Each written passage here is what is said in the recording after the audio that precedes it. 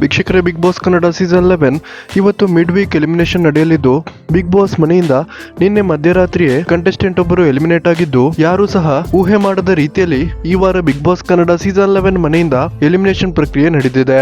ಹೌದು ವೀಕ್ಷಕರೇ, ಈ ವಾರ ಬಿಗ್ ಬಾಸ್ ಮನೆಯಲ್ಲಿ ಮಿಡ್ ವೀಕ್ ಎಲಿಮಿನೇಷನ್ ನಡೆಯುತ್ತಿದ್ದು, ಕ್ಯಾಪ್ಟನ್ ಹನುಮಂತ ಒಬ್ಬನನ್ನ ಬಿಟ್ಟು ಉಳಿದೆಲ್ಲರೂ ನಾಮಿನೇಟ್ ಆಗಿದ್ದರು.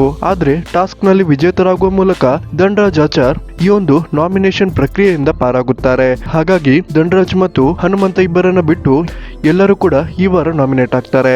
ಅಂದ್ರೆ ಈ ವಾರ ಬಿಗ್ ಬಾಸ್ ನ ಕಂಟೆಸ್ಟೆಂಟ್ ಗಳಾದ ಮೋಕ್ಷಿತಾ ಪೈ, ಗೌತಮಿ ಜಾಧವ್, ಭವ್ಯ ಗೌಡ, ತ್ರಿವಿಕ್ರಮ್, ರಜತ್ ಸೇರಿದಂತೆ ಮಂಜಣ್ಣ ನಾಮಿನೇಟ್ ಆಗ್ತಾರೆ. ನಿನ್ನೆ ರಾತ್ರಿ ಬಿಗ್ ಬಾಸ್ ಮನೆಯಲ್ಲಿ ಮಿಡ್ ವೀಕ್ ಎಲಿಮಿನೇಷನ್ ನಡೆದಿದ್ದು, ಯಾರು ಎಲಿಮಿನೇಟ್ ಆಗಿದ್ದಾರೆ ಎನ್ನುವ ಪಕ್ಕಾ ಮಾಹಿತಿಯನ್ನ ಈ ವಿಡಿಯೋದಲ್ಲಿ ನಾವು ನೋಡೋಣ.